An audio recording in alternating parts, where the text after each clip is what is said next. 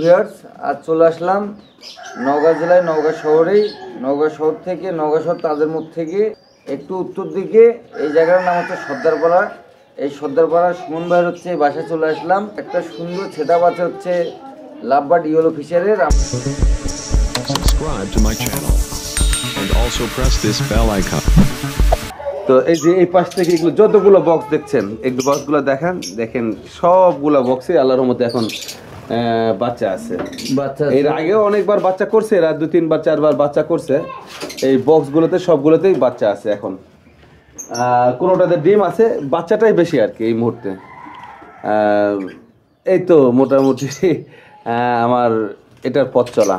তবে একটা জিনিস দেখলাম, আমি অনেক ফার্ম ভিজিট করলাম, অনেক জায়গায় গেছি আমি। জি অনেক ফার্মে, কিন্তু আপনার পাখিগুলো মাশাআল্লাহ অনেক কোয়ালিটি সম্পন্ন এবং বড় বড় বিগ সাইজ। কেমন যেন একটা এর ভিতরে একটা মানে এর লুকিংটা খুব ভালো আর কি, সুন্দর। হ্যাঁ ইনশাল্লাহ, আমার কাছে এদের কোয়ালিটি ভালো লাগে।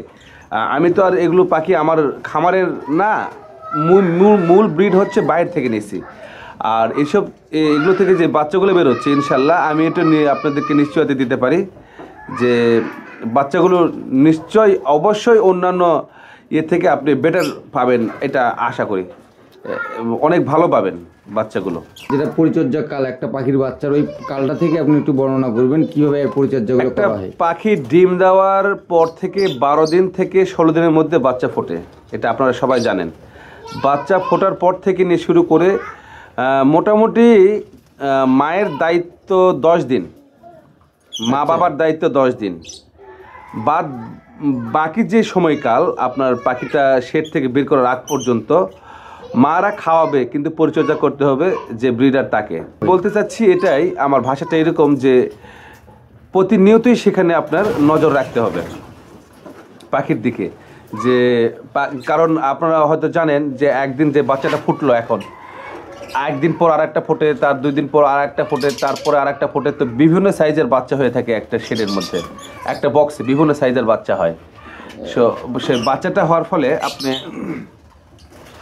সাইজটা মেনটেন করতে মায়েদের সমস্যা হয়। এখন আপনাদের যেটা করতে হবে যে আপনার শেডে যদি বিভিন্ন জায়গায় বাচ্চা দিয়ে থাকে, একটা পাখি একটা বাচ্চা দিয়ে থাকে, তাহলে বাচ্চাগুলো সাইজটা মেনটেন করে আপনাকে বক্স চেঞ্জ করে দিতে হবে।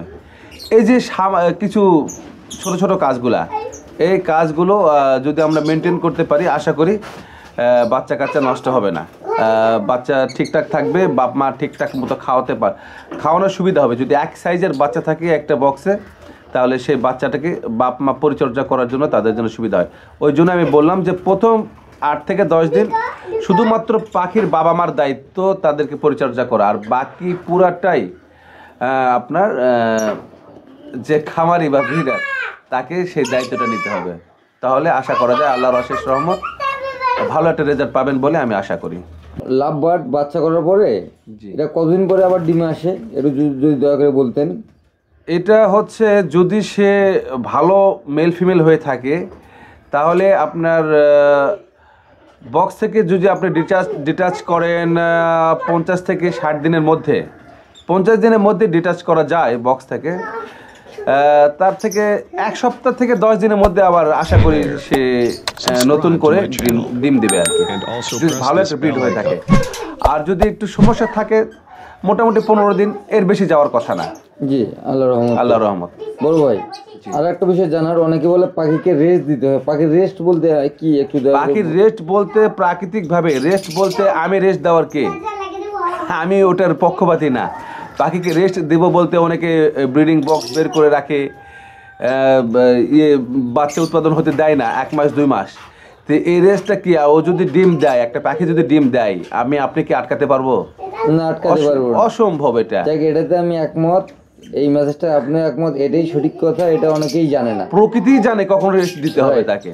তো পাখিকে রেস্ট দেওয়ার দায়িত্ব আমার না, পাখি নিজে রেস্ট নেবে, সৃষ্টিকর্তা পাখিকে রেস্ট দেবে। আমি এরকম আরো 2 বড় ব্রিডার যারা দীর্ঘদিন থেকে পাখির সঙ্গে সম্পর্ক এবং তারা খুব ভালো মাপের কথা বলেছি, তারা বলেছেন যে পাখির কোনো রেস্ট নেই, পাখির কোনো রেস্ট যখনই হাড়ি চেঞ্জ করবেন ওই পাখি আর ডিম নাও পারতে পারে। হ্যাঁ, এই মেসেজটা কোনো ইউটিউবার বা কোনো খামারি এইভাবে বলে না, হয়তোবা অনেকে জানলে এটা হয়তোবা হাইড করে রাখে। হ্যাঁ, রাইট, এই কারণে বলে না, কিন্তু এটাই বাস্তবিক। কিন্তু খাওয়ার কোয়ালিটি ভালো দিতে হবে। জি হ্যাঁ, আমি যে খাবারগুলো দিই আপনাকে একটা ইয়ে করি, আমি এমন ইয়ে করি না। ক্যানারি সিড, মিলেট, চিনি আতপ ধান, চিনি আতপ যেটাকে বলি আমরা, ছোট ছোট ধান, তারপরে হচ্ছে কুসুম ফুলের বীজ, তারপর দিয়ে হচ্ছে সূর্যমুখীর বীজ, এছাড়াও একটু চীনা যেটা খেরাসি বলে অনেকে, চীনা দিই। এই তো মোটামুটি তাদেরকে ড্রাই ফ্রুটটা যেটা এরকম। আর সফট ফুড বলতে যেটা অনেকে বোঝায় এগ ফুড, আমি ওই এগ ফুড কখনোই অ্যাপ্লাই করি নাই, জানিও না ওটাতে কি হয়। আমি মনে করি পাখি যদি বাইরে থাকে, ধরেন এই পাখি ছেড়ে দেওয়া আছে, ওরা ডিম পাবে কই? এগ ফুডটা দিচ্ছি আমি, মানে ওদের কোনো দিনও এটার অভ্যাস ছিল না বা নাইও যে তারা ডিম খাবে। আমরা যদি এগ ফুড দিলে কী দিব? মুরগির ডিম বা হাঁসের ডিম দিয়ে তৈরি করা তো এগুলা। তো যাই হোক, আমি সফট ফুড যেগুলো দিই সেটা হচ্ছে আপনার ছোলা এবং বাদাম রাত্রি করে ভিজে রাখি, তারপরে সকালে ওটা পরিষ্কার করে দিয়ে দিই, এটাই হচ্ছে তার। আর শাক সবজি আমি দিই না। আমি আমার পূর্ব অভিজ্ঞতা থেকে যেটুকু জানি যে শাক সবজি যদি বেশি ইউজ করা হয় তাহলে আমাশয় হয়। তা আমি বাড়তি ঝামেলা হয়ে যায় ওটা। শাক সবজি ওটা দিলে দেওয়া যায়, কিন্তু ওটা আমার জন্য একটু বার্ডেন, যে আমি মনে করি যে শাক সবজি আমি ইউজ করি না সাধারণত। এটাই হচ্ছে আমার ডেইলি রুটিন, এই আর কি। প্রাকৃতিক খাবারগুলো যেহেতু ওটা পায় না, যা কিছু দরকার সব আমরাই ওদেরকে যোগান দিই। সেক্ষেত্রে গ্রিটের কাজ আপনারা অনেকে জানেন, অনেকে আবার জানে না, ভুল করে। এটা মনে করে যে এটা ক্যালসিয়াম বা অনেক কিছু বলে থাকে। গ্রিট হচ্ছে যেসব পশু পাখি চাবায় খাবার খেতে পারে না, তাদের জন্য গ্রিটটা দিতে হয় হজমের জন্য। মানে ওই চূর্ণ বিচূর্ণ করে ভিতরে, যে ওই গ্রিটটা ভিতরে যায় ওটা ভেঙে দেয়। এই জন্য পাখি, কবুতর যারা দানাদার খাবার গিলে খায় আর কি, চাবায় খায় না, তাদের জন্য গ্রিট মাস্ট বি, এবং তারা গ্রিট খাবেই। ভিটামিনসগুলো যেগুলো আমরা দিই সেটা অবশ্যই মাল্টিভিটামিন, যেটা আমরা ভিটামিনের রাজা বলে থাকি। সব ভিটামিন একত্রে যে মাল্টিভিটামিনটা, সেটা দিতে হবে মোটামুটি প্রতি মাসে দুবার থেকে একবার তো অবশ্যই দিতে হবে। এছাড়াও ভিটামিন AD3, ক্যালসিয়াম, তারপরে আপনার প্রিভেনশন কিছু অ্যান্টিবায়োটিক ডোজও করতে পারেন আপনারা। এটা রিস্কি হবে না জানা থাকলে আর কি। কারণ একটা মেডিসিন যদি আজকে ইউজ করলেন, এটা যদি আবারও দেন 1 মাস পর, এই যে প্রিভেনশন যেটা বলছি আমি, তাহলে যেটা দাঁড়াবে যে ওটা বডি রেজিস্টার্ড হয়ে যেতে পারে। কত বয়সে আমি বাচ্চা নিতে পারবো একটা জোড়া থেকে? সাধারণত জানি 1 বছর সময় লাগে আর কি লাভ বার্ডের, স্পেশালি লুটুনু ফিশার যেগুলো, ইয়েলো ফিশার, এদের 1 বছর সময় লাগে।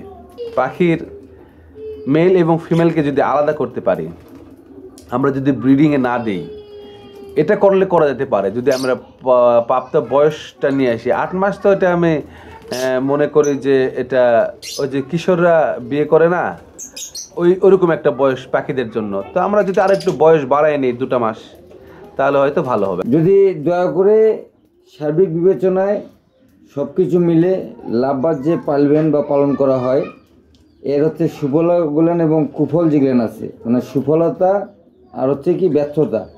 এখন ব্যর্থতা থেকে বাঁচতে গেলে আমাদের কি করতে হবে? আপনার যে পাখিগুলো আছে এদেরকে কৃমির ডোজ কীভাবে বা কতদিন পর করানো হয় একটু যদি বলতেন।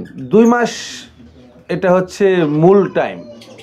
2 মাস পর কৃমি ডোজ করানো যায়। এটা পাখির যে অবস্থায় থাক না কেন, যে মানে সব অবস্থাতেই করা যায়। তবে চেষ্টা করতে হবে আমাদের যে আমরা যেন আবহাওয়ার যেন ঠান্ডা থাকে সেই অবস্থায়। তার মানে যদি গরমকালে, তাহলে কি করব আমরা?